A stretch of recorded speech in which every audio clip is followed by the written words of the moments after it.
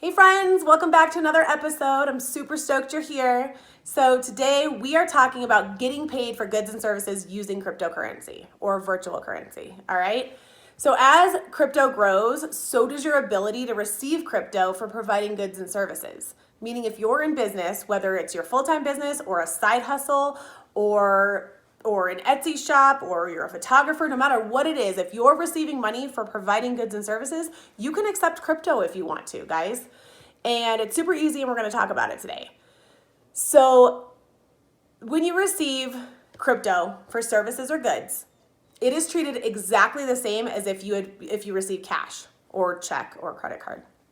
But what we're saying is your money that you receive is treated as ordinary income. Okay, and that amount is based on the fair market value of the crypto on the day you receive it. So for example, you pay Lipa Beers and Associates for your tax prep with a tenth of a Bitcoin. And that value of the tenth of a Bitcoin is valued at, let's say, $755.42, because that's what it was valued at this morning when I looked. So in this instance, Lipa Beers and Associates, the recipient of the $755.42 in cryptocurrency, or the 0.1 Bitcoin, records that amount as ordinary income because the fair market value of that Bitcoin was in cash dollars, in US dollars, was $755. Ordinary income, okay? And that's it. So what happens after you get the money, right? Well, that amount, that $755.42 that I just paid ordinary income tax on, because it's income to me, that becomes my basis in my investment. And at that point, there's no additional taxable event. Okay? Another taxable event doesn't come until I get rid of it. So either I sell it, I exchange it, or maybe I use it or part of it to pay someone else for goods and services. All right? So this is the same whether you're receiving crypto for selling services, like we just talked about, or if you're selling goods. So if you have a brick and mortar shop and you want to accept crypto at the cash register, I don't have any clients like that yet, but if you want to talk, let us know.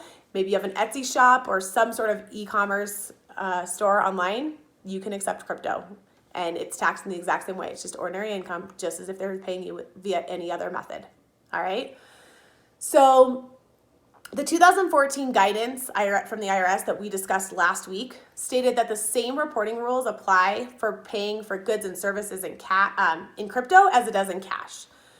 So what they're saying, so if I'm an employee, okay, let's talk about employee first. If I'm an employee for a company and they offer to pay me in crypto rather than US dollars, okay, let's say that's an option, and I say, yeah, I want to get paid in crypto. That's great. But just like if they paid me in cash, it goes on my W-2 as earnings at the end of the year. The fair market value in cash of the cryptocurrency I received also goes on my W-2 at the end of the year. And it's subject to all the same payroll taxes as if it was paid in US dollars.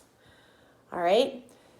That also goes for the contractors and vendors out there, okay? So if you're a contractor or a vendor and you received more than $600 from a single customer, then they're supposed to issue you a 1099, okay? So for example, let's say I am a web developer, okay? And I did a $1,000 project for Lipa Beers and Associates, okay? When I go through as Lipa Beers and Associates, and I say, oh, I paid John Smith IT $1,000. I issued John Smith IT a 1099 for that $1,000, okay? It's a reporting tool, okay? If I instead decide to pay him in crypto, still gotta file the 1099, okay? So what they're saying is if you received money for services, there needs to be a 1099 issued, okay?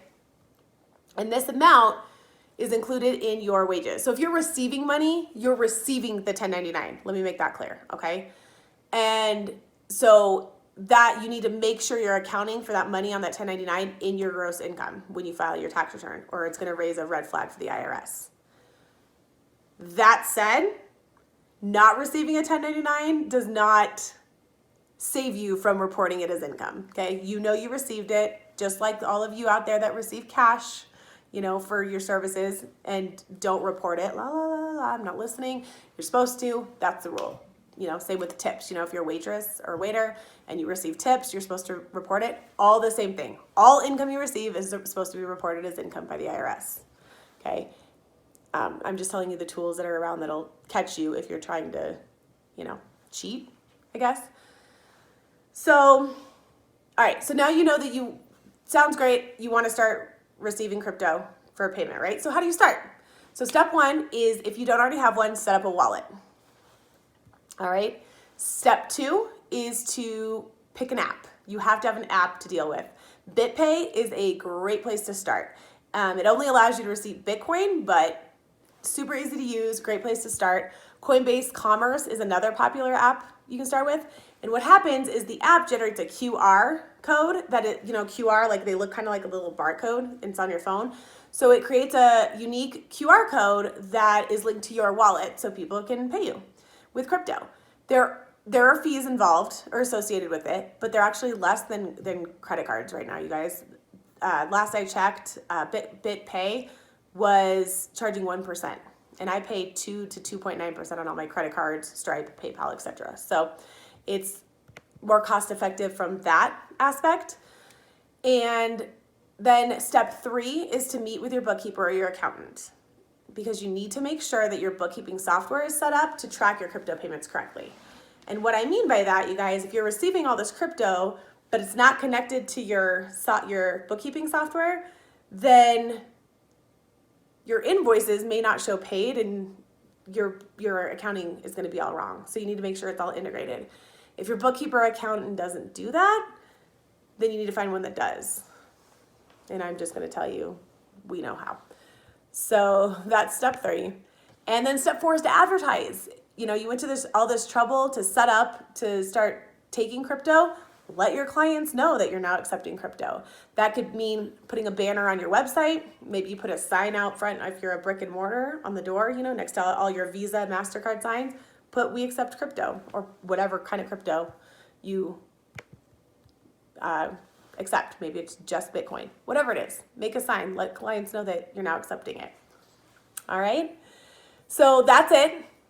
That's pretty easy, right? Again, if you have questions, anything, please let me know. If you need clarification or there was something in here that didn't make sense, leave it in the comments. I'm happy to answer, or DM me, email me. And please subscribe so you guys know when new episodes drop. And, same thing, let me know what you guys want to learn about. If there's a specific topic or question you have, contact me, let me know so I make sure I cover it for you guys. All right? Because this channel is made for you.